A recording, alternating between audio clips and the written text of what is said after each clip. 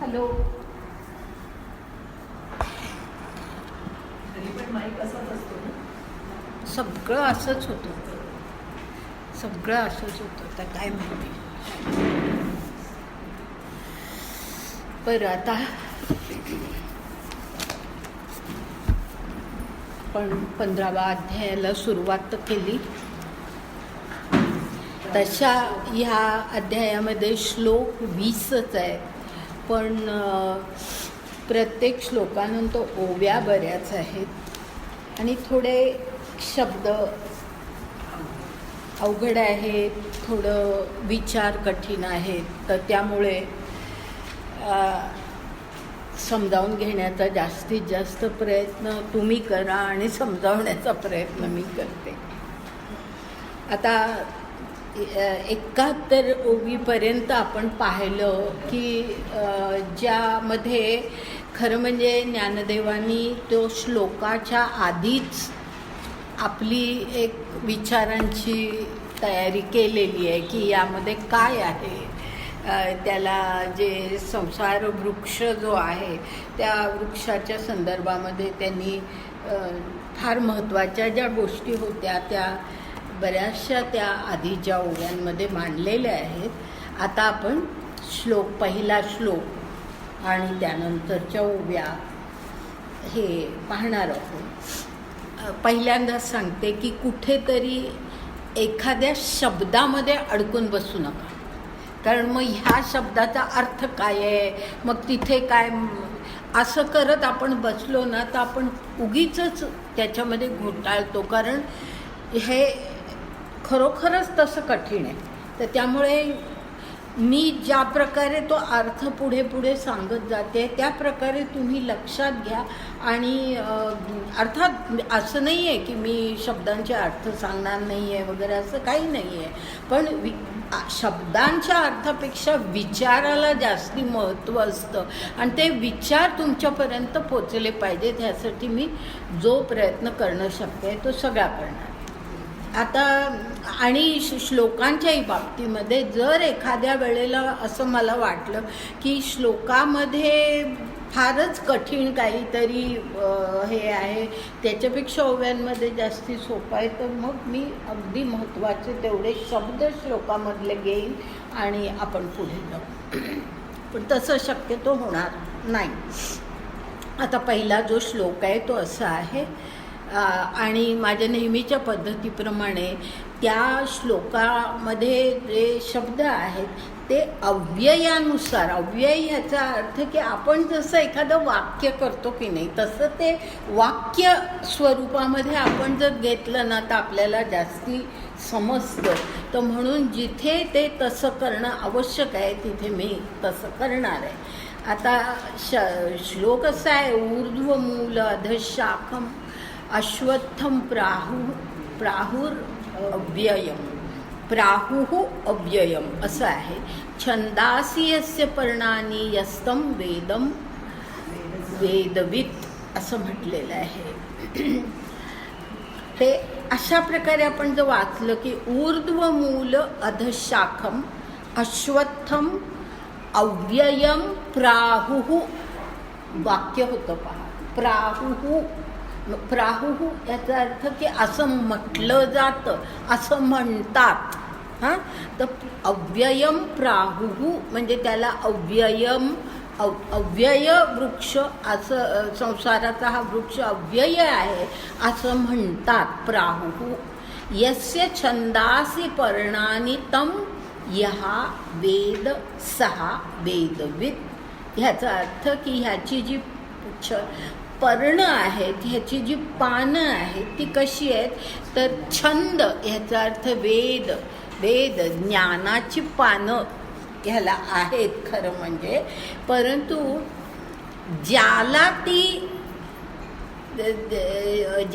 ते कळतं, ह्या वृक्षाचं सगळं स्वरूप ज्याला कळतं की त्याचं ऊर्ध्वमूल कसं आहे, शाखा खाली आहेत म्हणजे काय आहे, हा अव्यय आहे का नाही, आणि ह्याची पानं जी वेद ह्या स्वरूपामध्ये आहेत हे सगळं ज्याला कळतं, म्हणजे मुळापासून ते सगळं या वृक्षाचं स्वरूप ज्याला योग्य प्रकारे कळतं, त्याच्या बाबतीमध्ये असं म्हटलंय यहा वेद सहा वेदवित. म्हणजे हे जो जाणतो, ह्या म्हणजे तो माणूस, वेद म्हणजे तो जाणतो, सहा वेदवित हे जो जाणतो त्याला वेदांचं खरं तात्पर्य कळलेलं आहे, वेदांचं ज्ञान त्याला झालेलं आहे असं भगवंतांनी म्हटलेलं आहे. आता आपण ओव्या पाहूया.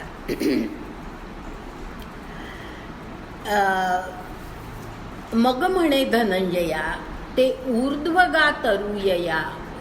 ह्याचा अर्थ सांगितला ना मी, श्लोकाचा सगळा अर्थ झाला. आता ओव्या पाहतोय आपण. मग म्हणे धनंजया ते ऊर्ध्वगा तरुयया येणे रुखेची का जया ऊर्ध्वता गमे. धनंजया म्हणजे अर्जुना, भगवंत आता अर्जुनाला म्हणतायत. आता या त्याच्या पुढच्या ह्याच्यामध्ये तो जो ते शब्द आहे ना, त्या तेचा अर्थ चुकीचा घेऊ नका, किंवा तो शब्द गाळून टाकायचा आहे, आपल्याला कळतच नाही आहे असं करू नका. ते ह्याचा फार महत्त्वाचा अर्थ आहे. आणि ते कशाला म्हटलंय तर ते म्हणजे ते परब्रह्म, ते म्हणजे परमेश्वर, ब्रह्म, परब्रह्म, त्याला उद्देशून ते म्हटलेलं आहे, त्याला उद्देशून ते म्हटलेलं आहे. आणि ते ऊर्ध्वगा म्हणजे ते जे आहे ते ऊर्ध्व आहे. हां, ते ऊर्ध्व आहे. आणि हा जो तरू आहे हा तो खाली आहे. येणे रुखेची का जया ऊर्ध्वता गमे. असा ह्याचा अर्थ असा आहे की त्या ब्रह्माला ऊर्ध्व असं जे म्हणतात ते खरं म्हणजे ते ब्रह्म कसं आहे तर ते ब्रह्म ऊर्ध्वही नाही, ते अधही नाही, ते अलीकडेही नाही, पलीकडेही नाही. कारण का ब्रह्म जे आहे, परब्रह्म जे आहे ते सर्वत्र आहे. त्याला ऊर्ध्व आहे असं आपण फक्त म्हणूच शकत नाही, ते तर सर्वत्र आहे, ते पूर्णपणे व्यापून आहे. या सगळ्या विश्वाला सुद्धा ते पूर्णतः व्यापून आहे. मग त्याला ऊर्ध्व का म्हटलंय तर रुखेची गा जया ऊर्ध्वता गमे असं जे म्हटलंय ना, त्याचा अर्थ असा आहे की हा वृक्ष खाली आहे आणि म्हणून संसाराचा वृक्ष खाली आहे आणि म्हणून त्याच्या सापेक्ष ही ब्रह्माची ऊर्ध्वता आहे, सापेक्ष आहे ती. नाहीतर ब्रह्माला ऊर्ध्व अध असं आपण काहीही म्हणू शकत नाही. परब्रह्म हे सर्वत्र आहे, ते संपूर्ण व्यापून आहे. पण त्याला ऊर्ध्व का म्हणायचं तर त्याचं या वृक्षाच्या दृष्टीने ते सापेक्ष. सापेक्ष याचा अर्थ की आपण कसं म्हणतो की हा उंच आहे.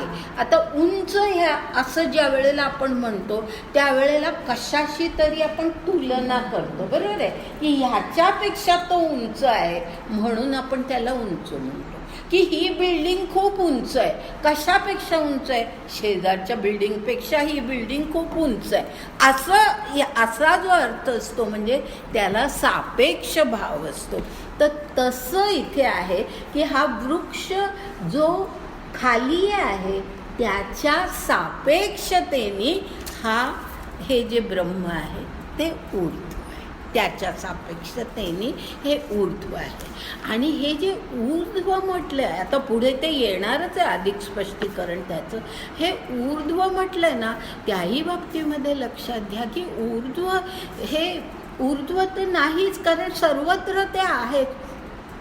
पण याला ऊर्ध्व म्हणण्याचं आणखी बरीच अशी कारणं लक्षात घ्या की ऊर्ध्व म्हणजे खरं म्हणजे वरती खाली असाही अर्थ नाही. ऊर्ध्व याला खरा अर्थ जो आहे तो म्हणजे उच्च उच्च म्हणतो ना आपण, उच्च. ते आपल्या सर्वांपेक्षा, या सर्व संसारापेक्षा, आपल्या सर्वांच्यापेक्षा ते परब्रह्म उच्च आहे. या अर्थाने ते ऊर्ध्व आहे. किंवा आणखीन एक उदाहरण तुम्हाला देते की पहा, म्हणजे आता हा संसार वृक्ष म्हणून आपण पाहणार आहोत ना, म्हणून हे दुसरं उदाहरण जे मी देते ते आणखीन तुमच्या लक्षात येईल की तुम्हाला माहिती असेल की आपण वंशाचा वृक्ष म्हणतो. हां, वंशाचा वृक्ष जो म्हणतो आपण, तो वंश वृक्षाचा जो मूळ पुरुष असतो, त्या मूळ पुरुषाला नेहमी ऊर्ध्व ठिकाणी तो असतो, ऊर्ध्व ठिकाणी. बरोबर आहे की तो उच्च, त्याच्यापासून पुढे सगळा वंश विस्तार झालेला आहे, तो उच्च, त्याच्यापासून पुढचा सगळ्या फांद्या, तर त्याही दृष्टीने हा ऊर्ध्व. तर हे ऊर्ध्व हे सापेक्ष आहे, हे लक्षात घ्या की ऊर्ध्व हा भाव आहे, उच्च हा त्याच्यामध्ये अर्थ आहे. आणि उच्च म्हणताना सुद्धा वंश विस्ताराच्या दृष्टीने जसा वंशाचा प्रमुख उच्च असतो, तसाच ह्याचं हा जो आहे तो त्याची मुळं ऊर्ध्व आहे असं म्हटलेलं आहे. ऊर्ध्व मूल, ह्याची मुळं जी आहेत आणि ती काय आहेत ती मुळं, तर ते ज्याला म्हटलं आहे ते ब्रह्म, ते ब्रह्म याचं मूळ आहे आणि ते आपल्या सर्वांपेक्षा उच्च आहे. हां, लक्षात आलं. तर ते ऊर्ध्व ह्याला असा हा अर्थ आहे.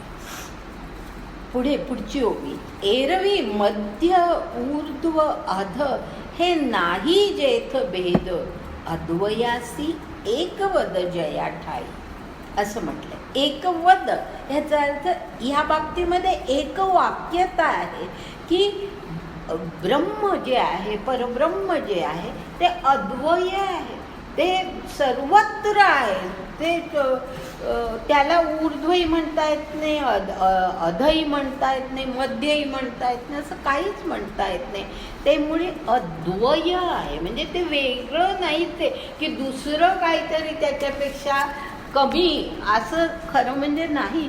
कारण ते ब्रह्म सर्वत्र पसरलेलं आहे, ते प्रकट झालेलं आहे या जगामध्ये. तर त्यामुळे ते अद्वय आहे. या बाबतीमध्ये एकवद जया ठाई, म्हणजे त्या बाबतीमध्ये सर्वांची एकवाक्यता आहे. आता हे ब्रह्म कसं आहे त्या बाबतीमध्ये ह्या पुढच्या ओव्या आहेत की जो, म्हणजे आतापर्यंत ते म्हटलं होतं, आता जो म्हटलं आहे म्हणजे ते ब्रह्मालाच म्हटलेलं आहे. जो नाईकिजता नादू, कारण त्या नादाबद्दल आहे म्हणून जो म्हटलं. हां, ना ऐकजता नादू म्हणजे जो ऐकायला कानानी येत नाही, पण तो नाद, ब्रह्माचा नाद आहे, आपल्या ह्या कानांनी, आपल्या शरीरामध्ये असलेल्या श्रवण शक्तीने ते ऐकू येत नाही. नाही, अनाहत ह्याचा अर्थ फार वेगळा आहे. अनाहत ह्याचा अर्थ जो आहे तो असा आहे, मी ऐकलं म्हणून एकदम बोलते हा, की अनाहत ह्याचा अर्थ की कशाशी न आपटता ज्या वेळेला नाद होतो त्याला अनाहत नाद म्हणतात. पण या ठिकाणी काय म्हटलंय की नाद आहे, ब्रह्माचा नाद आहे, पण आपल्या या कानाने तो ऐकायला येत नाही. त्याला एक दिव्य प्रकारची शक्ती लागते, ज्यांच्यामध्ये ती दिव्य शक्ती आहे त्यांना तो नाद ऐकायला येतो. असं आपल्याकडे आहे की फार प्राचीन काळातल्या ऋषी मुनींनी हा नाद ऐकलेला होता. हे याच्या अशा प्रकारची वर्णनं आपल्या वाङ्मयामध्ये आहेत. तर त्यामुळे हा नाद ऐकलेला होता. आता आपल्याला तो नाद ऐकू येत नाही, कारण आपल्यामध्ये ती शक्ती नाही, क्षमता नाही. तर त्याचा नाद आहे, पण तो कानाचा विषय होत नाही, आपल्या कानांचा विषय होत नाही. फार सुंदर आहे ही ओवी. जो असौरभ्य मकरंदू, मकरंद ह्याचा अर्थ सुगंध, मकरंद म्हणजे सुगंध, पण असौरभ्य ह्याचा अर्थ आपल्या नाकाला तो वास येत नाही. जसं नाद कानाला ऐकायला येत नाही तसा त्याचा वास आपल्याला येत नाही. आणि पुढे आहे जो अंगाठीला आनंदू सुरते विण. हे तर शब्द ना अत्यंत सुंदर आहे, अत्यंत सुंदर शब्द आहे. ते नीट अर्थ समजावून घ्या. जो अंगाठीला आनंदू सुरते विण ह्याचा अर्थ असा आहे की सुरते विण ह्याचा अर्थ की आपण माणसं, आपण स्वतःशी तुलना केली की आपल्याला ह्याचा अर्थ जास्ती कळतो. की आपल्याला जो आनंद होतो तो काहीतरी त्याला एक कारण घडतं, बरोबर आहे. काहीतरी एक भोग आपल्याला मिळतो, काहीतरी एक भोगाची वस्तू आपल्याला काहीतरी मिळते, म्हणून आपल्याला आनंद होतो. भोगाशिवाय आपला आनंद नसतो. काहीतरी मिळतं त्यावेळेला आपल्याला आनंद होतो, अनुकूल काहीतरी घडतं त्यावेळेला आपल्याला आनंद होतो. याचा अर्थ की भोग मिळाला, काहीतरी घडलं, मग आपल्याला आनंद होतो. पण हा कसा आहे, ब्रह्माचा आनंद कसा आहे, आपण त्याला म्हणतो ना सच्चित आनंद असं जे म्हटलं जातं, त्यातला तो आनंद शब्द जो आहे तो अशा अर्थाचा आहे की तो अंगाठीला आनंद, म्हणजे आनंद हे त्याचं अंगच आहे.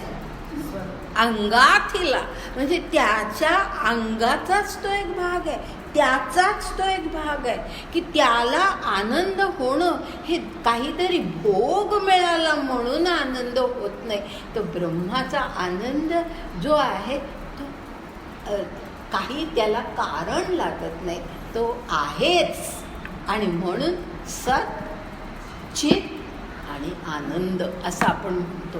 तो जो त्यातला जो आनंद आहे ना, त्या शब्दामध्ये आपण कधी हा विचार करत नाही की सच्चिन आनंद आहे. आपण इतकं सहजपणे हे शब्द बोलतो, पण हा त्यातला भाग आपल्या कधी लक्षातच गेलेला नसतो की आनंद हे त्या सच्चित आनंदाचं स्वरूपच आहे. त्याला काही कारण लागत नाही, ते त्याचं स्वरूपच आहे की जे इथे काय म्हटलंय, अंगाठीला आनंद, म्हणजे त्याचं स्वरूप, त्याच्या अंगीच आहे तो आनंद असं म्हटलेलं आहे. आता पुन्हा ब्रह्माच्या विषयीच पुढची ओवी आहे. जया जे आऱ्हा परवते, जया जे पुढे मागवते, दिसते विण दिसते अदृश्य जे. म्हणजे हे कसं आहे परब्रह्म, तर जया जे आऱ्हा परवते, म्हणजे आऱ्हा याचा अर्थ अलीकडे, जया जे आऱ्हा परवते म्हणजे ते अलीकडे आहे, पलीकडे आहे असं म्हणता येणार नाही, असं म्हणता येत नाही. आऱ्हा आहे, अलीकडे आहे, ते पलीकडे आहे, परवते म्हणजे पलीकडे असं त्याला म्हणता येत नाही. त्याचप्रमाणे जया जे पुढे मागवते, म्हणजे ते पुढे आहे, ते मागे आहे असं काहीच म्हणता येणार नाही. आणि पुढे काय म्हटलंय, दिसते विण दिसते अदृश्य जे, म्हणजे आपल्या डोळ्यांना ते अदृश्य आहे, आपल्या डोळ्यांना ते अदृश्य आहे. पण ते कसं आहे, दिसते विण दिसते, म्हणजे या चर्मचक्षुनी पाहिलं तर ते दिसणार नाही, म्हणून त्याला दिसते विण म्हटलंय. पण तरीसुद्धा काहींना ते दिसतं, साक्षात्कार होतो, त्याचा अनुभव येतो. तर असा हा जो साक्षात्कार आहे, असा हा जो अनुभव आहे, त्याला म्हटलंय दिसते विण दिसते.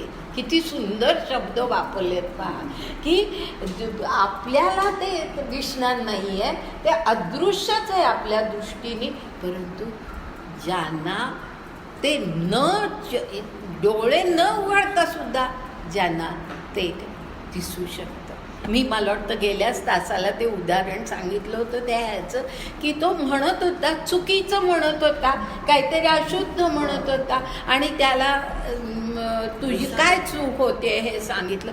पण तो काय म्हणाला, त्याचं काय, हो का, म्हणजे त्यांनी मान्य केलं की हो का माझी चूक होती का, बरोबर असं म्हणाला. पण मग त्याच्या पुढे तो म्हणाला की मला ना, मी हे म्हणताना मला परमेश्वर दिसतो. हा जो अनुभव आहे, हा अनुभव आपल्यासारख्यांना येणार नाही, तो त्याला येत होता. म्हणजे अशा प्रकारे ते आपल्या दृष्टीने ते अदृश्य आहे, परंतु ते दिसणार, तशी दृष्टी ज्याला आहे त्याला ते दिसतं. आता हे जे ब्रह्म आहे ह्याच्या बाबतीमध्ये आता हा संसार वृक्षाकडे आपण जातोय, त्यामुळे आता पुढे वेगळा विचार मांडलेला आहे की ह्या ब्रह्माच्या बाबतीमध्ये त्यांनी पुढे काय म्हटलंय, उपाधीचा दुसरा घालिता वोपसरा, नामरूपाचा संसारा होय जयाते, असं म्हटलंय. म्हणजे आता या ठिकाणी हा जो उपाधी शब्द आहे, त्या उपाधीचा अर्थ माया असा आहे. माया, की माया जी आहे, कारण परब्रह्माला वाटलं की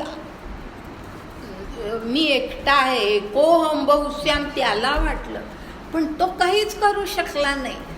मग त्याला मायेचा, फक्त हा जो माया शब्द आहे ना, हा ज्ञानेश्वरांनी, मी तुम्हाला सुरुवातीलाच सांगितलं की ज्ञानेश्वरांवरती ह्या विशेषतः या अध्यायामध्ये शंकराचार्यांच्या विचारांचा खूप प्रभाव दिसतो. तो सगळ्यांनाच मान्य होईल असं नाही, माझ्यासुद्धा दृष्टीने, पण मी फार उगीचच तुम्हाला बुचकळ्यात टाकत नाही. जे ज्ञानेश्वरांनी सांगितलं आहे त्या प्रकारे आपण हे सगळे विचार पाहत जाणार आहोत. तर हा जो उपाधी जे म्हटलंय ते याला माया असं म्हणतात. आणि माया ही शंकराचार्यांच्या दृष्टीने माया ही अशी काही एक चीज आहे की त्या मायेमुळे सगळं, म्हणजे त्या अज्ञानामुळे, त्या मायेमुळे सगळा संसाराचा वृक्ष तयार झालेला आहे आणि त्याच्यातून बाहेर पडल्याशिवाय तुम्हाला ज्ञान प्राप्त होणार नाही, अशा प्रकारचे शंकराचार्यांचे विचार आहेत. त्याचा थोडा प्रभाव कसा तुम्हाला जाणवेल पहा आता पुढच्या या सगळ्या भागामध्ये. तर इथे काय म्हटलंय, उपाधीचा दुसरा घालिता वोपसरा. वोपसरा ह्याचा अर्थ आपण गळ्यात कंठी म्हणून दागिना एक घालतात ना, त्या कंठीला वोपसरा असं म्हणतात. कंठी गळ्यातला दागिना आहे तो वोपसरा. तो उपाधीचा दुसरा घालिता वोपसरा म्हणजे त्या ब्रह्माच्या गळ्यामध्ये मायेची कंठी घातली, मायेची कंठी घातली की पुढे काय होतं, तर नामरूपाचा संसारा होय जयाते. म्हणजे पुढे सगळा संसार, माया ही जी आहे ती अशा प्रकारे की हे सगळं जगाची निर्मिती मग पुढे व्हायला लागते. सगळ्या संसाराचा सगळा नामरूपाचा संसार, की तोपर्यंत त्या ब्रह्मालाही नाव नाही आणि कशालाच काही रूप नाही. तो निरूप आहे, म्हणजे त्याला नाव रूपही नाही, त्याला नावही नाही. परंतु त्या उपाधी ही जी त्याच्या गळ्यामध्ये घातली, माया त्याच्या गळ्यामध्ये आली किंवा त्या मायेशी त्याचा संग आला की मग पुढे संसाराचा सगळा हा नामरूपाचा संसारा होय जयाते. म्हणजे पुढे हे सगळं निर्माण होतं. आता पुढे मधल्या काही ओव्या गाळून 78वी ओवी घ्या. 78. आता हे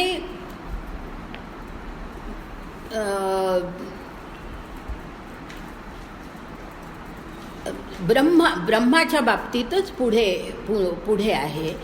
जे कार्य ना कारण जया दुजे ना एकपण, आपण या जे जाण आपणची.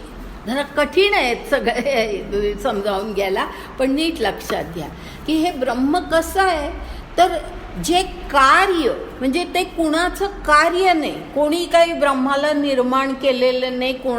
कार्य याचा अर्थ कोणीतरी जे घडवलं ते कार्य, पण ब्रह्माला काही कोणी घडवलेलं नाही. म्हणजे जे कार्यही नाही आणि जे कारणही नाही, ह्या संसाराचं सुद्धा केवळ ब्रह्म हे कारण नाही.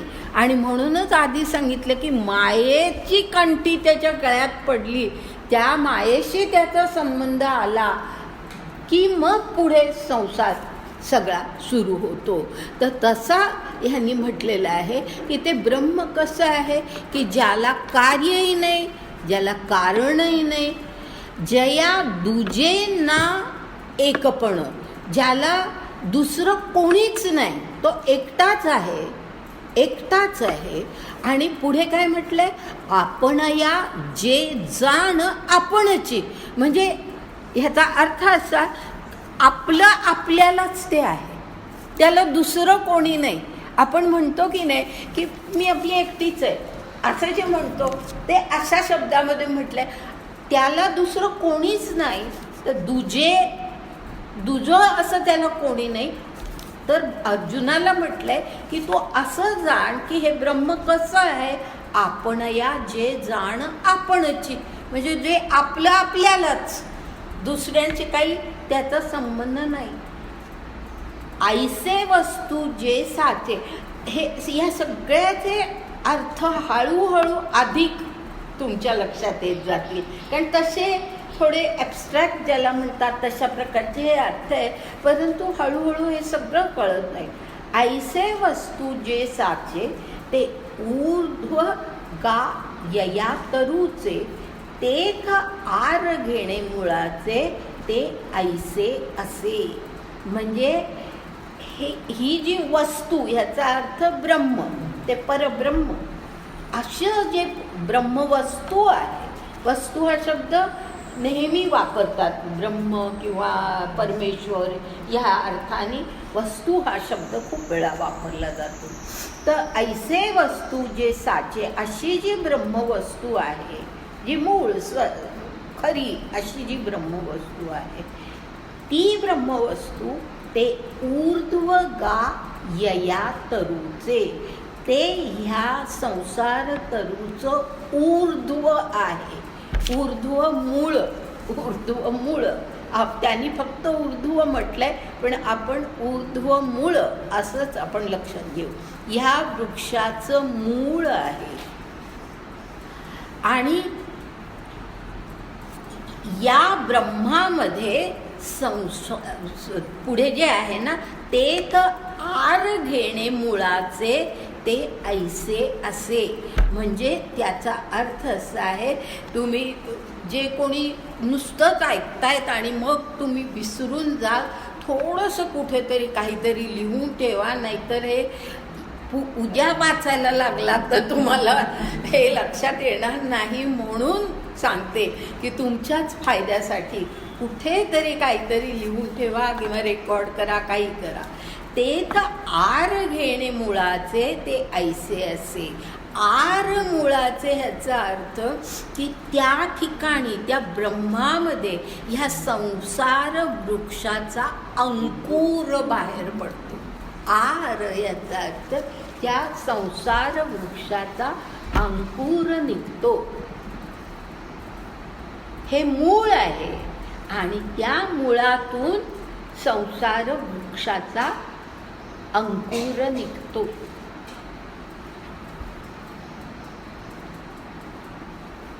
आता पुढचं सुद्धा जे आहे ना, अगदी ॲब्स्ट्रॅक्ट आहे. आणि म्हणून मी सांगते की कुठेतरी काहीतरी थोडंसं तरी लिहित जा. नुसतं ऐकलं तर तुम्ही विसरून जाल ह्या गोष्टी. तर पुढे जे आहे, पुढची ओळी, तरी माया ऐसी ख्याती नसतीच तया आती, असं म्हटलंय बरं का. म्हणजे जिला माया असं म्हणतात तिला काय म्हटलंय? नसतीच तया आथी. म्हणजे दोन किती विरोधी, परस्पर विरोधी गोष्टी आहेत बघा. नसतीच तया आथी. आथी म्हणजे आहे, ती नाही आणि आहे असं दोन्ही म्हटलेलं आहे. म्हणजे आता त्याचा अर्थ असा की आता त्या मायेला ती आहे म्हणायचं का नाही म्हणायचं असा या ठिकाणी एक भाव आहे. आणि तो कसा आहे की ब्रह्मवस्तू जी आहे तिच्यामध्ये माया आहे म्हणावं तर ब्रह्मवस्तू तर एकच आहे. ब्रह्मवस्तू आधीच त्यांनी म्हटलेलं आहे की ती एकटीच आहे, ब्रह्मवस्तू ही एकच आहे. मग तिच्यामध्ये माया आहे असं म्हणणं हे सुद्धा कठीण आहे, बरोबर आहे, ते सुद्धा कठीण आहे. पण नाही म्हणावं तर हे सगळं जग जे आहे, हा सगळा संसार जो आहे तो तिनेच निर्माण केलेला आहे आणि त्यामुळे तिला नाही असंही म्हणता येत नाही, आहे असंही म्हणता येत नाही. आलं लक्षात? तर म्हणून पुन्हा वाचते जे तरी माया ऐसी ख्याती नसतीच तया आठी असं म्हटलंय. म्हणजे ती नाही म्हणावं तरी प्रश्न, आहे म्हणावं तरी प्रश्न. कारण आहे म्हटलं तर ब्रह्माला आपण एकटाच म्हणतो, तो दुसरं दुजे पण काहीच नाही त्याला. म्हणजे मग हिला माया त्याच्यात आहे असं म्हणताही येत नाही. आणि नाही म्हणावं तर मायेशी संबंध आलेला आहे आणि म्हणूनच हे सगळं जग निर्माण झालं आहे. म्हणजे माया त्या ह्याचा भागच आहे, त्या ब्रह्माचा भागच आहे. माया काय वेगळं काही नाही आहे. तर तिथे म्हणजे म्हणून नसतीच तया आथी असं म्हटलेलं आहे की नाही का आहे हे सगळंच मोठं कठीण आहे सांगणं. आणि म्हणून पुढचे त्या ओवीचा पुढचा भाग घेत नाही आहे, कारण मला ते उदाहरण फारसं आवडत नाही म्हणून मी घेत नाही आहे. पुढे आपण 81 ओवी पाहू की ज्या ओवीमध्ये पुन्हा हे अगदी स्पष्टपणे सांगितलं आहे. 81 ओवी बघा. तैशी सत ना असत होये, जे विचाराचे नाम नस आहे, ऐसे या परीची आहे अनादी म्हणती. म्हणजे ती कशी आहे? सत ना असत. लक्षात आलं ना? आत्ताच मी ते सांगितलं. ती आहे म्हणणंही कठीण, नाही म्हणणंही कठीण. आणि त्यामुळे सती माया कशी? सत ना असत. ती धड असतही तिला म्हणता येत नाही, सतही तिला म्हणता येत नाही. आणि ती कशी आहे तिचं पुढे आणखीन एक वैशिष्ट्य सांगितलंय, जे विचाराचे नामनस आहे. माया अशी असते, माया हा अज्ञान आहे, माया हा सगळा भ्रम आहे. आणि त्यामुळे विचार त्या मायेला सहनच होत नाही. विचार, कारण विचार हा असा असतो की मग विचारापुढे माया टिकणारच नाही. तुम्ही जर विचार करायला लागला तर अज्ञान टिकणार नाही, माया टिकणार नाही. समजताय ना सगळ्यांना? कुठेही जिथे समजणार नाही तिथे त्याच वेळेला हात वर करा. मी पुन्हा सांगेन की हे कठीण आहे, नीट समजावून घ्या की हे त्याला सत ना असत असं आधी म्हटलंय. आणि मग तिचं आणखी एक विशेषण सांगितलंय, जे विचाराचे नाम नस आहे, ऐसे या परीची आहे. म्हणजे विचार तिला सहनच होत नाही, त्याच्या पुढे ती नाहीशीच होते किंवा विचार नाहीसा होतो. मायेमुळे विचार तरी नाहीसा होतो किंवा विचारामुळे माया तरी नाहीशी होते. दोन एकत्र अशक्य आहे, कारण माया म्हणजे अज्ञान, भ्रम, आणि विचार हा त्याच्या अगदी पूर्णतः विरुद्ध असतो. त्यामुळे हे दोन एकत्र टिकूच शकत नाहीत, असं तिचं वैशिष्ट्य आहे. ऐसी या परीची आहे, ती अशी ती आहे. आणि म्हणून तिला काय म्हणतात? अनादी म्हणत, अनादी म्हणत. आता हा अनादी शब्दाचं पुढे आणखीन एकदा स्पष्टीकरण आलंय, पण याच ठिकाणीच सांगते की तिला अनादी म्हणतात. आता तिला अनादी का म्हणतात? कारण ती मुळी सगळा आभासच आहे, माया, अज्ञान आहे, भ्रम आहे, आभास आहे. आता जो आभासच आहे म्हणजे जे खरं नाहीच, आधी म्हटलंच आहे ना, ते सत नाहीच असं काही नाही, पण सत तर नाहीच. मग जे नाहीच आहे त्याला आधी कशी असणार? आलं लक्षात? जे नाहीच आहे की आता इथे हे नाहीच आहे, मग हे इथे आणून ठेवलं असं मी कसं म्हणू शकेन? जे इथे नाहीच आहे तसं ती माया कशी आहे? ती अनादी आहे, कारण ती प्रत्यक्षामध्ये जर असतच असेल तर तिला आधी कशी असेल? येते लक्षात? कळतंय ना सगळ्यांना? हां, कारण काही चेहरे असे दिसतात की काय कळतंय का नाही असं मला वाटतं. तर म्हणून जर कळत नसेल तर विचारा की ती अनादी आहे. तिला आधी कसं म्हणणार? तिला काही आधी आहे, तिची काही सुरुवात आहे, माया इथून सुरू झाली असं आपण कसं म्हणू शकतो? की जी असतच आहे तिला आपण काही म्हणूच शकत नाही तिच्या बाबतीमध्ये. हे जरा सगळं म्हणूनच सांगते, खूप तात्विक आहे, खूप कठीण आहे, खूप ॲबस्ट्रॅक्ट आहे. समजावून घ्याल तर तुम्हाला बरं वाटेल. जर तुम्ही झोप आली किंवा कंटाळा आला तर तुम्हाला समजणार नाही. हां, काही शंका आहे? नाही का? हां. तर तिला अनादी म्हणतात. हा अनादी शब्द पुन्हा पुढे येईल आणि त्या ठिकाणी हे जे मी स्पष्टीकरण आता केलं ते आणखी चांगल्या प्रकारे केलेलं आहे. बघा तुम्ही, जे भवद्रुम बीजिका, जे प्रपंचाची भूमिका, विपरीत ज्ञानदीपिका साचली जे, ती कशी आहे माया? तर भव द्रुम बीजिका, द्रुम याचा अर्थ जाड, वृक्ष, वृक्ष, भव वृक्ष म्हणजे संसार वृक्ष, संसार वृक्ष, भव याचा अर्थ संसार, संसार वृक्षाची ती बीजिका आहे, बीज आहे. संसार वृक्ष तिच्यामुळे निर्माण होतो. जे प्रपंचाची भूमिका, भूमिका याचा अर्थ या ठिकाणी भूमी, भूमी, भूमीतून भूमीमध्ये बीज घातलं की ते उगवतं ना, म्हणून प्रपंचाची भूमिका असं म्हटलंय की प्रपंच पिकवणारी जमीन, प्रपंच पिकवणारी जमीन अशी ती आहे माया. आणि म्हणूनच आधी म्हटलंय की ब्रह्माच्या गळ्यामध्ये ही कंठी घातली की पुढे संसाराचा वृक्ष तयार होतो. तर अशी ती आहे की प्रपंचाची भूमिका आणि पुढे विपरीत ज्ञान दीपिका असं तिला म्हटलंय. म्हणजे ही कशी आहे? दीपिका आहे, दिवा आहे. आता दिवा असतो तो ज्ञानाचाही दिवा असू शकतो, पण हा कशा ज्ञानाचा आहे? विपरीत ज्ञानाचा, चुकीच्या ज्ञानाचा, विपरीत ज्ञानाचा दिवा अशी ती ही आहे माया.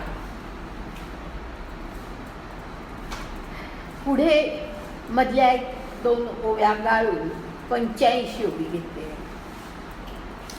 मुद्दाम गाळते की काही ठिकाणी उगीच आपण आणखीन त्या शब्दांमध्ये अडकतो, तसं होऊ नये म्हणून मी ते मधलं गाळते. पुढे जाते. 85 ओवी अशी आहे. जेव्हा आपण या आली निद करी आपण पे जेवी मुग्ध, का काजळी आणि मंद प्रभा दीपी. म्हणजे हे मायेचा प्रभाव कसा आहे? तर ज्याप्रमाणे आपल्याला नीज आली, नीद ह्याचा अर्थ झोप, नीद म्हणजे झोप, नीज, आपल्याला नीज आली, आपल्याला झोप आली की आपण काय होतो? मुग्ध होतो. म्हणजे आपल्याला काही कळत नाही की झोपेमध्ये आपल्याला अगदी झोपेत असलो तर येऊन कोणी काही सांगितलं तर आपल्याला काही कळत नाही, आपण मुग्ध होऊन गेलेलो असतो. त्याचप्रमाणे काजळी आणि मंद प्रभादिती, म्हणजे दिव्याची जी प्रभा आहे, दिव्याचा जो प्रकाश आहे, तो प्रकाश मंद होतो कधी, जर त्या दिव्याच्या भोवती काजळी आली. हे तर आपल्याला माहिती आहे, दिव्याच्या भोवती जर काजळी आली तर दिव्याचा प्रकाश मंद होतो. त्याप्रमाणे ही माया आपल्या बाबतीमध्ये तसं करते, आपला सगळा विचारच ती थोपवून टाकते. आणि नुसतं आपला असं नाही तर पुढे पहा, फार सुंदर पुढे वर्णन आहे. आणि 87 ओवी बघा, मधली 180 गाळा आणि 87 ओवी पहा. तैसी स्वरूपी झाली माया आणि स्वाश्रयी नेणने धनंजया, तेची रुखायया मूळ पहिले. फार सुंदर आणि महत्त्वाची अशी ही ओवी आहे. की का महत्त्वाची असं म्हणते मी, की स्वरूपी झाली माया, म्हणजे आपलं जे खरं स्वस्वरूप आहे ते जर त्या मायेमध्ये अडकलं, त्या भ्रमामध्ये अडकलं, ह्या संसारातल्या सगळ्या प्रपंचातल्या सगळ्या सुखदुःखांमध्ये जर आपण अडकून गेलो तर मग काय होतं, तर ह्या स्वरूपाला म्हणजे आपल्या खऱ्या स्वरूपाला आपण विसरतो. आपला आत्मासुद्धा त्याच्या खऱ्या स्वरूपाला विसरून जातो, त्याच्या खऱ्या स्वरूपाला विसरून जातो. स्वरूपी झाली माया आणि स्वाश्रयी नेणने, ह्याचा अर्थ ती जी ब्रह्मवस्तू खरं म्हणजे आपला आत्मा म्हणजे त्या ब्रह्मवस्तूचा अंश आहे, परंतु तो विसरून जातो की आपण त्या ब्रह्मवस्तूचा अंश आहोत. ह्याचा पूर्ण विस्मरण त्याला पडतं. नेणणे म्हणजे तो विसरून जातो, तो जाणत नाही आपलं खरं स्वरूप, तो विसरून जातो आणि ते विसरतो.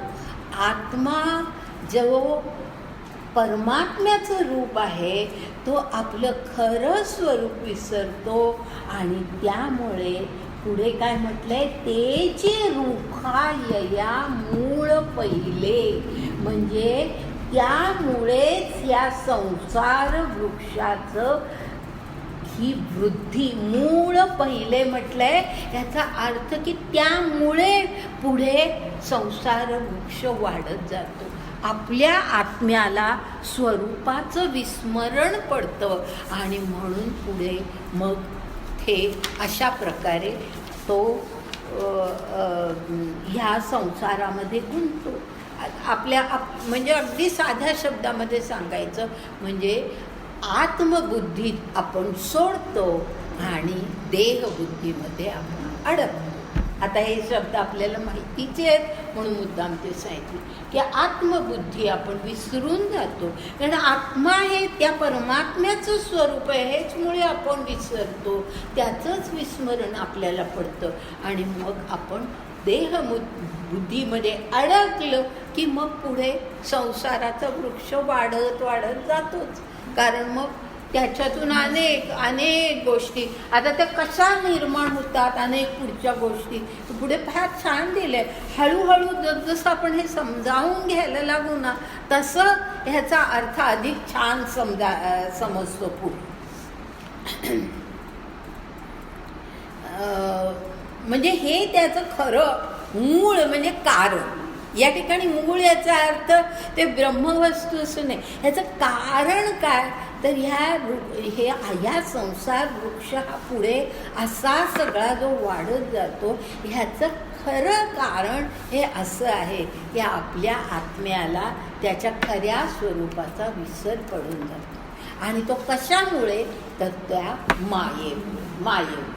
मायेमुळे त्याला आपल्या खऱ्या स्वरूपाचा विसर पडतो आणि मग पुढे संसार वृक्ष. कारण मग वृक्ष याचा अर्थ आपण अडकतच जातो, हे पाहिजे ते पाहिजे, मग आपल्या डोळ्यांना हे हवं, आपल्या कानांना हे हवं, आपल्या जिभेला हे हवं, हे जे काय सगळे आपल्या इंद्रियांचे सगळे चोचले जे सुरू होतात ते त्याच्या पुढे सुरू होतात. मग तर असं हे मूळ कारण आहे. म्हणजे त्याचं बीज या ठिकाणी आहे असं म्हटलेलं आहे. आणि म्हणून पुढची ओवी घेत नाही मी, 88 ओवी, पण त्याच्यात एक अगदी शेवटी जो उल्लेख आहे तेवढाच घेते. वेदांती ही हाची प्रसिद्धू बीज भावो असं म्हटलेलं आहे बघा, की वेदांतांनी सुद्धा हेच सांगितलेलं आहे की ह्या सगळ्या संसाराचं बीज काय तर इथे आहे, की आत्म्याला मायेमुळे आपल्या स्वस्वरूपाचा विसर पडतो आणि मग ह्या सगळ्या संसार वृक्षाची वृद्धी होते. हे वेदांतांनी सुद्धा सांगितले. म्हणजे बीज कुठे तर या ठिकाणी आहे, या गोष्टीमध्ये आहे. आता मधल्या थोड्या ओव्या गायते. 90वी ओवी घेते. 90व्या ओवीचं सुद्धा अगदी शेवटचा, कारण सगळं वेदांतातलं वगैरे मी काही सांगत बसत नाही आहे, उगीचच कठीण करण्याचा प्रयत्न नाही करत. तर 90व्या ओवीचा पुढचा शेवटचा भाग आहे. परी ते असो. ज्ञानदेवांनी सुद्धा म्हटलंय की ते वेदांतातलं आहे, ते आता आपण बाजूला ठेवूया. आणि प्रस्तुती म्हणजे आत्ता आपल्याला काय बघायचं आहे तर ह्या सगळ्या संसार वृक्षाचं मूळ काय तर अज्ञान. अज्ञान मूळ म्हणजे स्वस्वरूपाचं अज्ञान हे या संसार वृक्षाचं मूळ आहे. मूळ म्हणजे कारण. हा आता पुढे पहा 91 ओवी. ऊर्ध्व आत्मा निर्मळे अधोर्ध्व सुचितीमुळे बळीया बांधोनी आळे माया योगाचे. म्हणजे याच्यामध्ये असं म्हटलंय, याचा अर्थ असा आहे की आत्मा जो ऊर्ध्व आहे म्हणजे जो उच्च स्वरूपामध्ये म्हणजे परमात्म्याचा जो अंश खरा आहे तो कसा आहे, निर्मळ आहे. तो निर्मळ आहे. तो काही या हे म्हणजे परमात्मा किंवा आपला खरा आत्मा जो अंश आहे तो काही ते स्वरूप विसरलेला नाही. परंतु हे पुढे काय होतं की त्याचा ह्या माया योग, शेवटी जो शब्द आहे ना माया योग, तो महत्त्वाचा आहे. ह्या ओवीतला तो शब्द महत्त्वाचा आहे. त्याचा मायेशी योग झाला. योग होणं म्हणजे युक्त होणं. त्याच्याशी मायेशी त्याचा योग झाला तो खरं म्हणजे निर्मळ आहे. पण त्याचा मायेशी योग झाला की पुढे काय होतं तर त्याच्या माया योगाच्या आधी जे आहे ना बळीया बांधोनी आळे असं म्हटलंय ना, त्याचा अर्थ असा की वृक्ष चांगला वाढावा म्हणून जमिनीवरती आळं तयार करतात ना, तोच बरोबर शब्द आहे इथे आळं. तर त्याचा मायेशी योग होतो आणि मग असं एक आळं बांधलं जातं. आणि आळं बांधलं किंवा आपोआपच अधोर्ध्व सुचितीमुळे म्हणजे सगळी मग मुळं वाढायला लागतात. काही वर जातात, काही खाली पसरतात, पण ती सगळी मुळं मग वाढायला लागतात. 92 ओवी सोडून आता 93 ओवी बघा. 93 ऐसे भवद्रुमाचे मूळ ही ऊर्ध्वी करी बळ मग आणियांचे बेचळ अधि दावी. ह्याचा अर्थ असा की भवद्रुमाचे, भवद्रुम म्हणजे संसार वृक्ष. आता विसरू नका हा शब्द. भवद्रुम, द्रुम म्हणजे वृक्ष. तर हे जे भवद्रुम आहे, हा जो संसार वृक्ष आहे, त्या भवद्रुमाचं मूळ हे ऊर्ध्वी करी बळ म्हणजे म्हणजे ह्याचा अर्थ ऊर्ध्वी करी बळ ह्याचा अर्थ असा आहे की ऊर्ध्व दिशेला किंवा उच्च ह्याच्यावरती स्थानावरती काय आहे तर ते परब्रह्म आहे. आणि त्या परब्रह्मावरती त्या ब्रह्माच्या ठिकाणी मायेचं बळ किंवा माया जितकी जितकी जास्त जास्त बळकट व्हायला लागते, त्या ब्रह्मावरती माया जितकी जास्त जास्त बळकट व्हायला लागते तसे, आणि मायेची मुळं जितकी बळकट व्हायला लागतात, हां लक्षात येत आहे, मायेची मुळं जितकी बळकट व्हायला लागतात, म्हणजे आपल्या आत्म्याच्याही बाबतीमध्ये तेच आहे की आत्मा निर्मळ आहे, पण मायेची मुळं जितकी जास्तीत जास्त बळकट व्हायला लागतात. करी बळ असं जे आहे पा, ऊर्ध्वी करी बळ म्हणजे त्या उच्च स्थानावर तो आहे, आत्मा काय परमात्मा काय, पण त्याच्यावरती ज्या वेळेला ही अशी मायेची मुळं बळकट व्हायला लागतात त्यावेळेला मग आणि यांचे बेचळ अधिदावी म्हणजे अधिक अधिक फांद्यांचे, अग्र म्हणतात ना, झाडाची अग्र किंवा झाडाच्या फांद्या, त्या फांद्यांचे झुपकेच्या झुपके खाली येतात, म्हणजे संसार वृक्ष अधिक अधिक वाढायला लागतो. त्या फांद्यांचे झुपकेच्या झुपके म्हणजे माया जितकी बलवान तितका संसार वृक्षाचा विस्तार वाढत जातो. अगदी साध्या शब्दामध्ये हा अर्थ घ्या की जितकी माया बलवान होते तितका संसार वृक्षाचा विस्तार अधिक अधिक, झुपके खाली येतात, याचा अर्थ की ते वरून हा संसार वृक्ष खाली वाढतच जातो. आता खाली काय काय येतं, कसं येतं त्याचं वर्णन असं आहे. चित्वृत्ती पहिले महत्त्व उमलले, ते पान वाले दुले एक निघे. म्हणजे पहिल्यांदा काय होतं की चित्वृत्ती म्हणजे पुन्हा या ठिकाणी चित्वृत्तीचा अर्थ माया असाच घेतलेला आहे. त्या मायेपासून महत्त्व ह्याचा अर्थ बुद्धी, बुद्धीचं तत्व, बुद्धीचं तत्व किंवा बुद्धीच, नुसतं बुद्धी असं म्हटलं तरी चालेल. महत्त्व म्हणजे बुद्धी. ते पान म्हणजे बुद्धी हे पान, आता झाडाला पानं यायला लागली आहेत तर ते पान, ते पान बुद्धीचं हे जे पान आहे हे कसं म्हटलंय, वाले दुले एक निघे म्हणजे कोवळं लुसलुशीत पान निघतं असं, असा अर्थ आहे. कोवळं कारण नुकताच तो वाढतोय संसार वृक्ष, तर कोवळं लुसलुशीत असं पान निघतं. आता पुढचा भाग महत्वाचा आहे की मग आधी पहिलं नुसतं बुद्धी आली,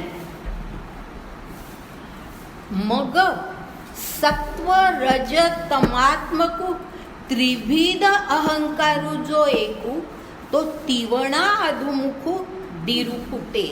डिरू ह्याचा अर्थ शेंडा, म्हणजे झाडाला शेंडा आला असं आपण म्हणतो ना, तर आणखी पुढे पानं फुटली असं म्हणा. तर त्याला काय होतं, त्या पहिल्यांदा बुद्धीचं पान आलं, मग त्याला काय होतं, सत्व रज तमात्मक असं तीन जे गुण आहे, सत्व रज आणि तम, ह्या तीन गुणांची अहंकार रूपी, अहंकार शब्द आहे बघा, त्रिविध अहंकार. सत्वाचा अहंकार वेगळा असतो, आपण 18व्या अध्यायामध्ये हे अधिक शिकणार आहोत. थोडंफार आपण हे तीन गुण, आपण गुण ज्या वेळेला पाहिले त्याही वेळेला आपण हे पाहिलं होतं. तर सत्वाचा अहंकार वेगळा, कारण ज्ञान असतं, बुद्धी असते, त्याचा अहंकार वेगळा असतो.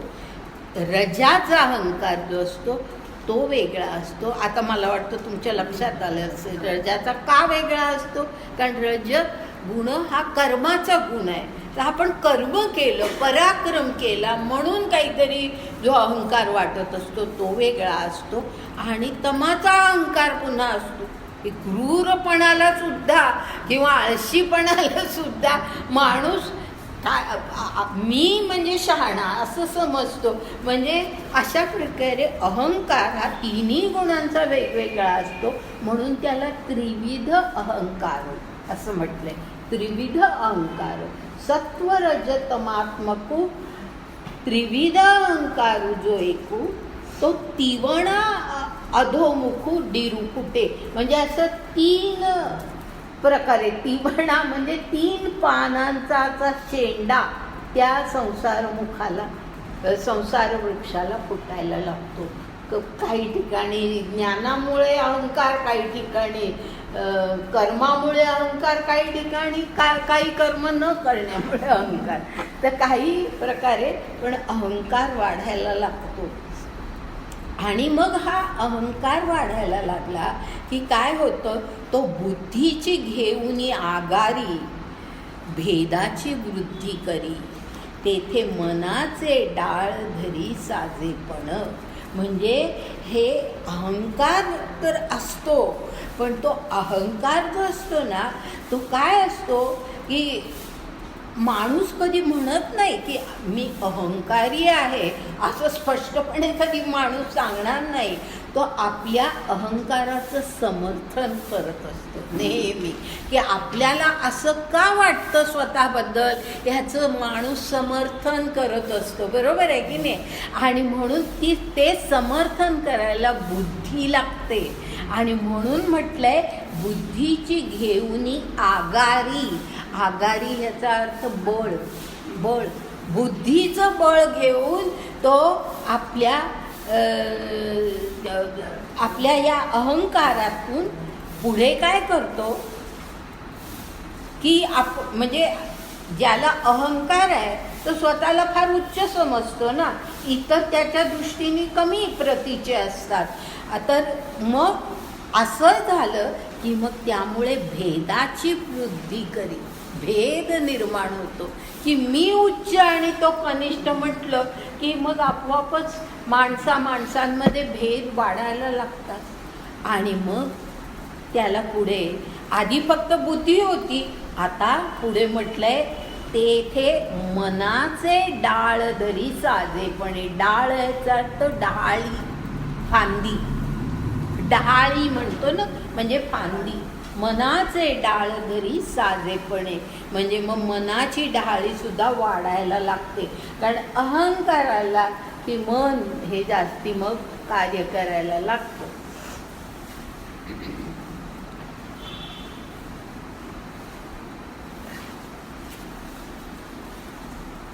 त्यानंतर मध्ये थोडंसं गाळते, खूप सगळं कठीण आहे. मग हळूहळू पुढे तुम्ही वाचाल तर त्याच्यामधून मग आणखी फांद्या फुटतात वगैरे असं सगळं आहे. आता त्याच्या पुढे 98 ओळी घेते. 98 पुढे आणखी संसार वृक्ष कसा वाढतो तर पुढे त्याला नुसतं बुद्धी, अहंकार, मन एवढंच पुरत नाही, त्याला आणखी कशाची तरी गरज असते. आणि त्याचा उल्लेख आता आहे 98 ओळीमध्ये. मग आकाश, वायू, द्योतक, आप, पृथ्वी हे 5 फोक महाभूतांचे सारोख सरळे होती. सरळे म्हणजे सरळ आणि सारोख ह्याचा अर्थ जोराने फुटतात. कुठले फोक ह्याचा अर्थ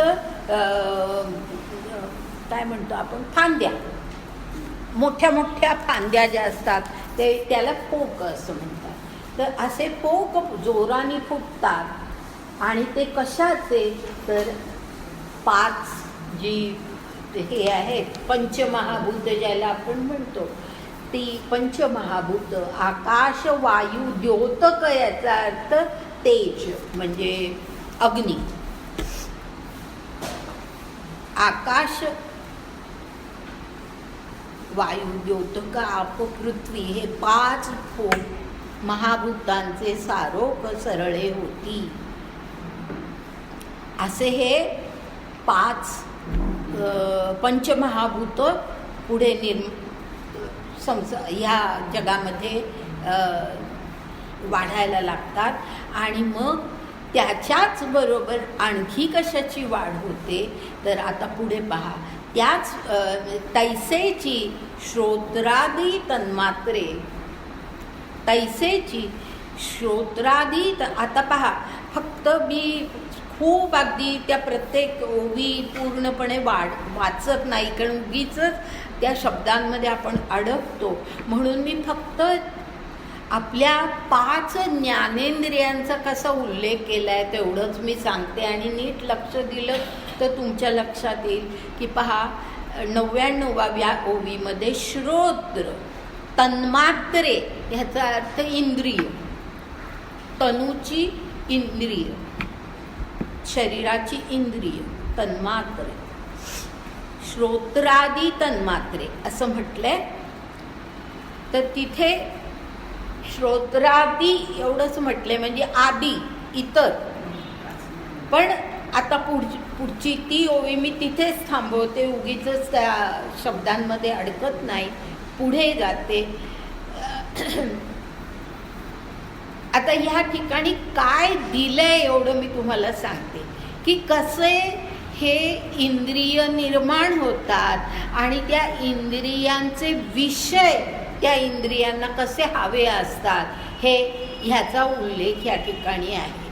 की तुम्ही किती 100वी ओवी पाहिली तर त्या ठिकाणी पहा शब्दांकुर असं म्हटलेलं आहे. म्हणजे शब्द तर निर्माण होतात, वाचा फुटते आणि त्यामुळे शब्द निर्माण होतात. शब्द निर्माण झाले की श्रोत्र म्हणजे आपली श्रवण जी काही हे आहे शक्ती आहे तिला आणखी हे हवंय ते हवंय, असं मला हे ऐकायचंय, मला ते गाणं ऐकायचंय, मला हे सुरू होतं ना आपोआपच श्रवणेंद्रियांना त्यांच्या विषयात त्यांचे जे विषय आहे त्याच्या बाबतीमध्ये हाव निर्माण होते. त्याचप्रमाणे पुढे 101व्या ओवीमध्ये त्वचेचा उल्लेख आहे की अंगत्वचेचे वेल पल्लव असं म्हटलंय. स्पर्शांकुरी घेती धाव असं म्हटलेलं आहे. म्हणजे त्वचा आपली जी आहे तिला स्पर्श हवे असतात. हा स्पर्श मला हवा आहे, मला मऊ हवं आहे, काय असतं की नाही, किंवा जे काही स्पर्शांचं म्हणजे स्पर्शांकुरी घेती धाव असं म्हटलंय. जे निरनिराळ्या प्रकारच्या स्पर्शांची हाव असते आणि त्यामुळे पुढे काय म्हटलंय की तेथ बांगळ पडे अभिनव विकारांचे, की ह्या स्पर्शांची जी ओढ असते त्वचेला त्याच्यातून निरनिराळ्या प्रकारचे विकार माणसाच्या मनामध्ये निर्माण होतात. बरोबर आहे ना, की स्पर्श हे जे आहे की शरीराचा स्पर्श हा निरनिराळ्या प्रकारचे विकार निर्माण करतो. तर अशा प्रकारे त्वचेच्या बद्दल सांगितले. त्यानंतर त्याच्या पुढच्या ओवीमध्ये म्हणजे दुसऱ्या 102व्या ओवीमध्ये चक्षुबद्दल आहे. चक्षु, आणि मी संबंध ओवी वाचत नाही, फक्त एवढंच सांगते की चक्षु हे सुद्धा असे आहेत की व्यामोहता पुढे म्हटलंय बघा. म्हणजे व्यामोहता म्हणजे आणखीनच मोहाचा पसारा निर्माण होतो असं आपण म्हणू की हे हवंय, मला ते बघायचंय, हा सिनेमा बघायचा आहे, ते नाटक बघायचं आहे, ह्या व्यक्तीला बघायचं वगैरे वगैरे. सगळे व्यामोहता म्हणजे सगळा भ्रमाचा पसारा वाढायला लागतो त्याच्यामुळे. आणि मग पुढे आहे जिव्हा. तिसऱ्या ह्याच्यामध्ये जिवे त्याच्या बाबतीत असं म्हटलं जिव्हे आरतीची असोसे, म्हणजे जिव्हेला मग हे हवंय ते हवंय, सगळं जिभेचे चोचले सुरू होतात. अशा प्रकारे ह्या सगळ्या आपल्या इंद्रियांच्यामुळे मग आपण काय होतो म्हणजे हे बुद्धी मन हे सगळं या संसारामध्ये कसं अडकत जातं हे त्यातून सांगितलेलं आहे की ह्या प्रत्येकामुळे मग आपल्याला कधी काही तृप्ती नसते, आपल्याला सतत अपुरं वाटतं, आपल्याला कधी पूर्णता वाटत नाही. हे आपल्या जीवनाचं सर्वात महत्त्वाचं लक्षण आहे की आपल्याला पूर्णता कधी वाटतच नाही. आपण अपूर्ण आहोत, हे नाही मिळालं, ते नाही मिळालं, हे सतत आपल्या डोक्यामध्ये असतं. अगदी कुठे लग्नाला जा, कोणी काहीतरी आहेर म्हणून काहीतरी एक साडी दिली, अरे माझ्यापेक्षा तिला जास्ती चांगली दिली, म्हणजे प्रत्येक ठिकाणी आपल्याला काहीतरी कमी वाटतं, दिल्याचा आनंद गमावतो आपण अशा ह्याच्यामध्ये. आणि अशा प्रकारे आपले हे संसार वृक्षामध्ये आपण कसे गुंततो हे सांगत असताना ह्या सगळ्या इंद्रियांचं आता वर्णन केलं. आणि पुढे आता त्यानंतर 105वी ओबी जी आहे ती त्यामध्ये असं म्हटलं आहे, एवं महत् अहम बुद्धी मने महाभूत समृद्धी, या संसाराची या अवघी सासनिजे. ह्याचा अर्थ असा की याप्रमाणे एवं म्हणजे याप्रमाणे मायेपासून म्हणजे महत्, ह्याचा अर्थ की म्हणजे पहिल्यांदा कारण काय तर माया, त्या मायेपासून महत् म्हणजे बुद्धी, बुद्धी मन महाभूत म्हणजे पंचमहाभूत, असं हे सगळं संसारीच्या अवघी सासरी जे म्हणजे अशी सगळी संसाराची सीमा वाढतच असते. संसार वृक्षाची ही सीमा ही अशा प्रकारे वाढत असते किंवा याच्यामुळे ठरत असते की हे मला पाहिजे, ते मला पाहिजे, अशा प्रकारे हे सगळं वाढत चाललेलं असतं. आता हे झालं सगळं या संसार वृक्षाचं. मी आता आणखीन त्याच्याबद्दल बोलत नाही कारण खूप वृक्ष असं ते सगळं आहे. आता एक पुढे आपण जातो आणि 110 ओवी बघा. 110 हे थोडं समजायला सोपंही आहे. आणि अश्वत्थु ऐसे ययाते म्हणती, जे जाणते तेही परिस हो येथे सांगितलेलं.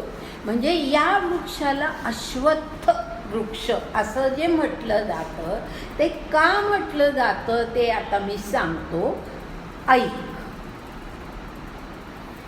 आता ते का म्हटलं जातं तर तरी पहा, ज्ञानेश्वरांनी त्याचं अगदी व्यवस्थित पूर्ण स्पष्ट केलेलं आहे. 11वी पुढची ओवी. तरी श्वहा म्हणजे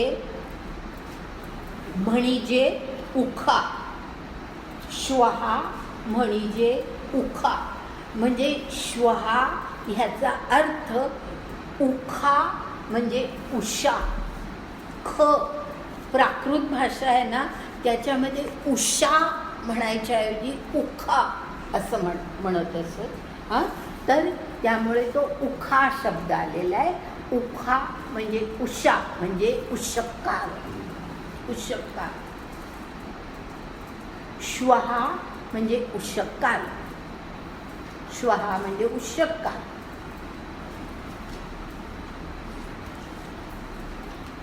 आणि त्याला काय म्हटलंय म्हणजे आता ती ओवीचा शब्द घेण्याच्या आधी मी सांगते, ह्याला अश्वत्थु असं म्हटलेलं आहे. अश्व हे 2 शब्द घ्या. आता श्व म्हणजे उषा, बरोबर आहे. श्व म्हणजे उषा, म्हणजे नाही, म्हणजे नाही. ह्याचा अर्थ असा की जे उषक्काल होईपर्यंत सुद्धा जे थांबत नाही. उषक्का त्याचा अर्थ नीट लक्षात घ्या. त्याला अश्वत्थ अ आणि श्व ह्या दोन शब्दांमध्ये त्याचा अर्थ आलेला आहे की अ आणि श्व म्हणजे काय की जे उषकालापर्यंत सुद्धा थांबत नाही, राहत नाही, त्याला अस्तित्व नाही, ते टिकत नाही. अनेक शब्दांनी सांगते की त्याला अस्तित्व राहत नाही, ते टिकत नाही. असा हा संसार रूपी वृक्ष आहे. असा हा संसार रूपी वृक्ष आहे. आता असं का म्हटलंय हे आपल्याला खूप त्याचा अर्थ नीट समजावून घ्यायचा आहे. कारण तुम्ही आठवत असेल तर पहा, आपण श्लोक पाहिला त्याच्यामध्ये अव्यय असा शब्द होता, बरोबर आहे. अव्यय असं त्याला म्हणतात. प्राहुः असा शब्द होता. हां, अव्यय प्राहुः असं होतं. म्हणजे त्याला म्हणतात, अव्यय असं म्हटलं जातं असं तिथे श्लोकामध्ये. आता या ठिकाणी ते सगळं स्पष्ट केलं आहे की तो अव्यय आहे. अव्यय ह्याचा अर्थ अविनाशी. अविनाशी. मग तो अविनाशी आहे का नाही आहे, ह्या सगळ्याचं विवेचन आत्ता या ठिकाणी आहे. इथे तर त्याला अश्वत्थ म्हटलेलं आहे आणि श्लोकामध्येही त्याला अश्वत्थ म्हटलेलं आहे. तर मग हे सगळं आपल्याला नीट समजलं पाहिजे की ह्याच्यामध्ये काही विसंगती तर नाही आहे ना. एके ठिकाणी अव्यय म्हणायचं, अविनाशी म्हणायचं आणि एके ठिकाणी म्हणायचं की उषक कालापर्यंत सुद्धा टिकत नाही. हां, म्हणजे या दोनामध्ये परस्पर विसंगत आहे असं वाटतं, पण तसं ते नाही आहे. तर ते कसं नाही आहे हे आपल्याला समजावून घ्यायचं आहे. अश्वत्व ऐसे यया ते म्हणती जे जाणते तेही परिस हो असं जे म्हटलंय. तरी श्वहा म्हणजे उखा तोवरी एक सारिखा नाही निर्वाहो या हा रुखा प्रपंचरूपा. ह्या प्रपंचरूपी वृक्षाला, रुख म्हणजे वृक्ष, प्रपंचरूपी वृक्षाला उषक कालापर्यंत सुद्धा निर्वाह नाही. तो एकसारिखा नाही. तो जसा आत्ता आहे होता तसाच्या तसा तो उषक कालापर्यंत सुद्धा टिकत नाही असं म्हटलेलं आहे. उषक कालापर्यंत सुद्धा टिकत नाही म्हणून त्याला अश्वत्थ म्हटलंय असं आता ज्ञानदेव आपल्याला सांगतायत आणि ते सगळं ते स्पष्ट करतात. तेवढं आपण सगळं आज पाहूया. पुढे कसं आता ते समजावून सांगण्यासाठी त्यांनी काही उदाहरणं दिली. जैसा न लोटता क्षणू मेघ होय नानावर्ण का विजू नसे संपूर्ण निमिषेवरी निमिषेभरी. म्हणजे मेघ कसा असतो की दर क्षणाला ढगाचा रंग बदलत असतो. मेघू होय नानावर्ण, बरोबर आहे. मेघाचा रंग जसा प्रत्येक क्षणाला बदलतो किंवा वीज जशी असते की एक निमिषभर सुद्धा ती टिकत नाही, बरोबर आहे. एक निमिषभर सुद्धा ती टिकत नाही. तैसेची आता पहा, हे सांगून हे मध्ये तशीच आणखी उदाहरणं आहेत पण मी ती घेत नाही आहे. 14वी ओवी घेते. तैसीची ययाची स्थिती, ह्याची स्थिती तशीच आहे. नासत जाय क्षणक्षणाप्रती म्हणून यया ते म्हणती अश्वत्थू हा. म्हणजे हा वृक्ष कसा आहे, ह्याची स्थिती अशी आहे की क्षणाक्षणाला नासत जाय. ह्याचा अर्थ त्याची घडामोड होत असते, त्याची घडामोड होत असते. म्हणजे काय, मी मुद्दाम घडामोड शब्द वापरते. ते कसं का मी घडामोड म्हणते हे पुढे स्पष्ट होईल बघा. की त्याची घडामोड होत असते, प्रत्येक क्षणाला त्याची घडामोड होत असते. नासतू जाय म्हणजे ते संपून जातं असं नाही, तर त्याची घडामोड होत असते. म्हणून या ते अश्वत्थू म्हणती अश्वत्थू हा.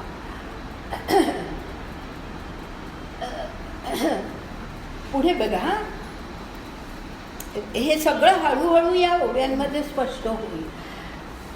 पुढे 15वी ओवी अशी आहे, आणि अश्वत्थू येणे नावे पिंपळू म्हणती स्वभावे, तरी तो अभिप्रावो नव्हे श्रीहरीचा. हे मुद्दाम लक्षात घ्या. काही पुस्तकांमध्ये अश्वत्थ वृक्ष म्हणजे पिंपळाचा वृक्ष असा अर्थ दिलेला आहे, पण या ठिकाणी ज्ञानदेवांनी स्पष्टपणे असं म्हटलेलं आहे की ह्याला अश्वत्थ हे जे नाव आहे, काही पिंपळू म्हणती स्वभावे, काही लोक याला पिंपळ म्हणतात. का म्हणतात तर पिंपळाच्या पारंब्या जशा खाली येतात तशा या अश्वत्थ वृक्षाच्या पारंब्याही खाली येतात, आणि पुन्हा ती जमिनीमध्ये ती मुळं म्हणून रुततात, आणि आणखीन पुन्हा नवीन फांद्या आणखीन वृक्ष निर्माण होतात. तर असं ह्या वृक्षाची वाढ होत असते. तर म्हणून ह्याला काही वेळेला पिंपळ असं म्हटलं जातं. परंतु स्पष्टपणे ज्ञानदेव म्हणतात परी तो अभिप्रावो नव्हे श्रीहरीचा, म्हणजे श्रीकृष्णाने या अर्थाने हे म्हटलेलं नाही आहे की पिंपळासारख्या याला पारंब्या असतात म्हणून हा पिंपळ आहे, असं श्रीकृष्णाला अभिप्रेत नाही आहे. तर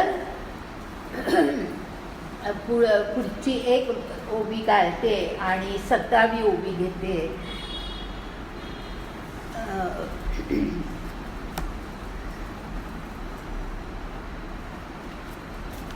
ह्याला अश्वत्थू असं का म्हटलेलं आहे तर म्हणून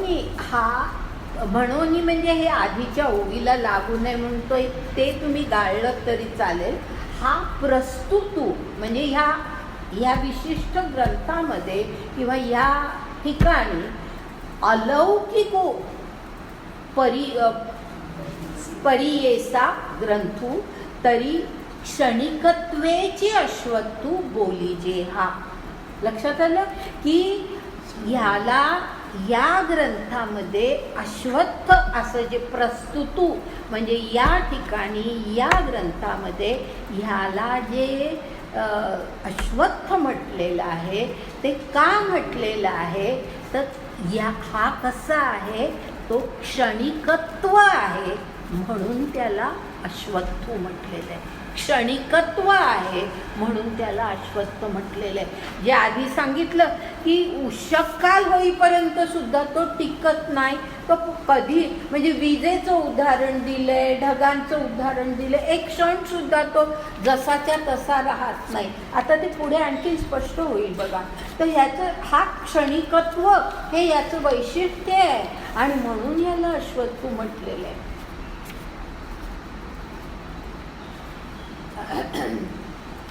आता हा अश्वत्थ कसा आहे तर पहा, ह्याचं वैशिष्ट्य आणखीन एका प्रकारे सांगितलंय. 19वी ओवी बघा. जैसा मेघांचेही तोंडे, सुंदर उदाहरण दिले आहे. जैसा मेघांचेही तोंडे सिंधू एके अंगे काढे आणि नदी येरीकडे भरतीची असती.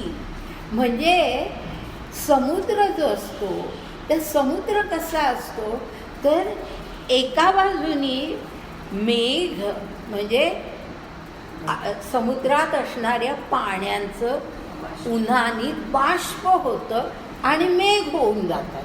म्हणजे समुद्राचं पाणी आटतं, बरोबर आहे. एकीकडून समुद्राचं पाणी ते मेघ आटवतात, पण दुसरीकडून नद्या त्याच्यामध्ये भरती घालतात पाणी. पुन्हा पाणी पडतच असतं, नद्या त्याच्यामध्ये भरत असतात पाणी. ऐसे मधली एक ओवी सोडा आणि पुढे 21वी ओवी बघा. ऐसे या रुखाचे होणे जाणे न तर्के होते नि बहिलेपणे म्हणून लोकू याते म्हणे अव्ययू हा. म्हणजे इतक्या वेगाने ते होतं होणं जाणं की हा वृक्ष म्हणजे कसं आहे पहा. आणखी पुढे होईल ते स्पष्ट की होणे जाणे, जसं समुद्रामध्ये एकीकडून पाणी जातं दुसरीकडून पाणी आतमध्ये पडतं, हे जसं समुद्रामध्ये घडतं तसं जीवनामध्ये आपल्या संसारामध्ये नाही का होत की काही माणसं मरत असतात, काही नवीन निर्माण होत असतात, जन्मत असतात. म्हणजे इकडनं भरती तिकडनं पाणी निघून जातं. तसंच आपल्याही संसारामध्ये तेच होत असतं. म्हणून ऐसे या रुखाचे होणे जाणे न तरके होते निवहिलेपणे, पण ते इतक्या वेगाने होतं, इतक्या वेगाने होतं हे सगळं होणं जाणं की तो वृक्ष नाश पावतोय असा तर्क करताच येत नाही. तो वृक्ष संपतोय, संसाराचा वृक्ष संपतोय असा आपण तर्क करूच शकत नाही, असा तर्क करताच येत नाही. आणि म्हणून लोक ह्याला अव्ययूहा असं म्हणतात. हां, आलं लक्षात की त्या श्लोकामध्ये जे म्हटले अव्यय प्राहुः असं म्हटलेलं आहे, म्हणजे त्याला म्हटलं जातं अव्यय, तो अविनाशी आहे असं म्हटलं जातं. पण हा खरं म्हणजे तसा अविनाशी नाही. ह्याचा अशा प्रकारे विनाशही होत असतो, पण त्याच्याबरोबर पुन्हा आणखीन भक्तीही त्याच्यामध्ये होत असते. तर जसं आणखी एक उदाहरण त्यांनी दिलं आहे ते घेते आणि मग पुढे सांगते. 22वी ओवी सोडून 23वी बघा. जाता वेगे बहुवसे न वसे का भूमी रुतले असे, रथाचे चक्र दिसे जियापरी. म्हणजे रथाचं चक्र जोरात जे फिरतं ते जर आपण नुसतं त्या चक्राकडे पाहिलं, रथाकडे पाहिलं नाही, नुसतं आपण त्या चाकाकडेच लक्ष दिलं तसं वाटतं ते एकाच ठिकाणी आहे, एकाच ठिकाणी. आता आपल्याला पहा, स्कूटर्स जातात, वाहनं जातात, आपण तो फक्त त्या चाकाकडे लक्ष दिलं तर असं वाटतं ते एका ठिकाणी ते फिरते असं वाटत नाही. ह्याच्यापेक्षा चांगलं उदाहरण म्हणजे पंखा बघा. आता पंखा बंद केल्यानंतर त्या प्रत्येक पात्यामध्ये किती अंतर असतं, भरपूर अंतर असतं. पण तो जेव्हा आता हा तितका जोरात नाही आहे, पण अगदी जोरात जेव्हा आपण फिरवतो तेव्हा तो असं एकच दिसतो. म्हणजे त्याला काही मध्ये पात्यांमध्ये अंतर आहे असं आपल्याला वाटतच नाही, इतक्या वेगाने तो फिरत असतो. किंवा भोवरा असतो बघा, भोवरा तसाच असतो की तो इतका, म्हणजे त्याची जी गती असते तो वेगाने फिरल्यानंतर आपल्याला तो एकाच ठिकाणी आहे असा वाटतो भोवरा. तसंच या संसाराचं आहे की त्याच्यामध्ये तो इतक्या वेगाने हे सगळं घडत असतं. काही मृत्यू होत असतात, काही जन्म होत असतात, संसार वृक्ष वाढत असतो, कमी होत असतो. आपल्याला ते जाणवतही नाही की काही कमी झालंय किंवा जास्त झालंय, हे आपल्याला जाणवत नाही. अशा प्रकारे हे सगळं घडत असतं. आणि पुढे म्हटलंय, एवढं पूर्ण करू. मधली एक ओवी गाळते, 26वी ओवी घेते किंवा मधल्या 1, 2, 3 गाळत असेल. 26वी ओवी घेते. महाकल्पाचा शेवटी उदेलिया उमळती सृष्टी, तैसेची आणखीचे तांग उठी सासिन्नले. म्हणजे काय की महाकल्प ज्या वेळेला येतो, कल्पांताची वेळ ज्या वेळेला येते त्यावेळेला सगळी सृष्टी नाहीशी होते असं म्हणतात. तर ती सगळी सृष्टी नाहीशी होते, लगेच पुन्हा नव्याने सृष्टी निर्माण होते, नवीन कल्प सुरू होतं. म्हणजे पुढच्या कल्पामध्ये पुन्हा सगळं जसंच्या तसं घडायला लागतं.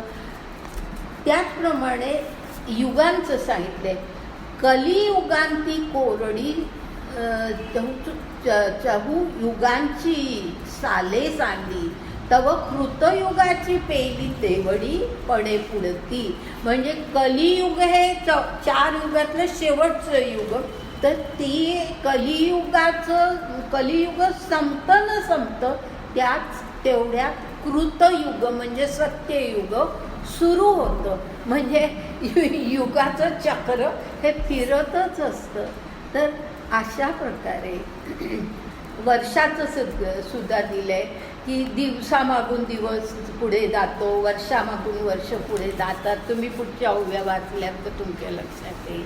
तर अशा प्रकारे एकूण हा सगळा संसार वृक्ष असा आहे की मोडता म्हणजे पुढे किती ओवी आहे बरं ही 38वी. हा संसार वृक्षू तैसा मोडतू मांडतू सहसा न देखोनी लोकू पिसा अव्ययो मानी. पिसा म्हटले म्हणजे लोकांचा हा वेडेपणा आहे की ह्याला अव्यय म्हणतात, संसाराला अव्यय म्हणतात. कारण आपल्याला आहे तसं सगळं दिसतच असतं, त्यामुळे आपल्याला असं वाटतं की आहे संसार अव्यय आहे असं आपल्याला वाटतं. तर तसं ते नाही आहे. हा संसार वृक्ष मोडत असतो, पुन्हा मांडला जात असतो. हे त्यांच्या लक्षात येत नाही म्हणून ही वेडी माणसं त्याला अव्यय असं म्हणतात. परिययाचा वेगू देखे. आता काय म्हटलंय की ज्ञानी माणूस कसा असतो ते सांगितलंय. परिययाचा वेगू देखे जो हा क्षणिक ऐसा ओळखे जाणे कोडी वेळा निमिखे होतं जातं. म्हणजे जो ज्ञानी असतो त्या ज्ञानी पुरुषाला मात्र ह्या संसाराचा जो वेग आहे तो सगळा वेग कळतो की कसा तो मोडला जातो, कसा मांडला जातो, कसे मृत्यू होतात, कसे जन्म होतात. हे सगळा वेग संसार वृक्षाचा हा सगळा वेग तो ओळखतो. आणि जो हा क्षणिक ऐसा ओळखे. हा संसार वृक्ष हा काही कायमचा नाही आहे, हा अव्यय नाही आहे, हा अविनाशी नाही आहे हे तो ओळखतो. आणि ह्या जगातली कुठलीही गोष्ट ही क्षणिकच आहे. ते सुख असो, ते दुःख असो, ते क्षणिक असतं हे तो ओळखतो.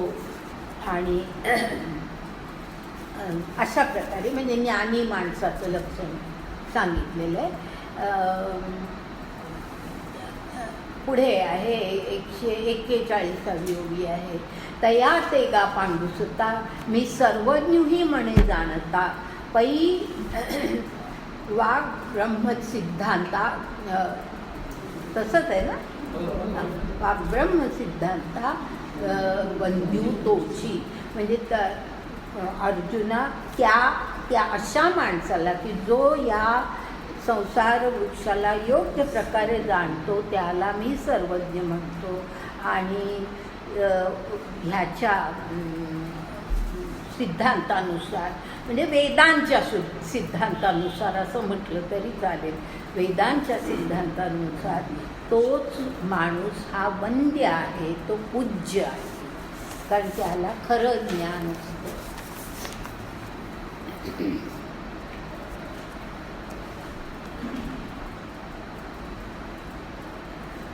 तर आज आपण इथे थांबूया. खूप जरा वृक्ष आहे, जरा कठीण आहे, शब्द कठीण आहेत, काही इलाज नाही आहे, पण तात्विक आहे. मी आधीपासून सांगत आले, सोप्यात सोपं करण्याचा प्रयत्न करते.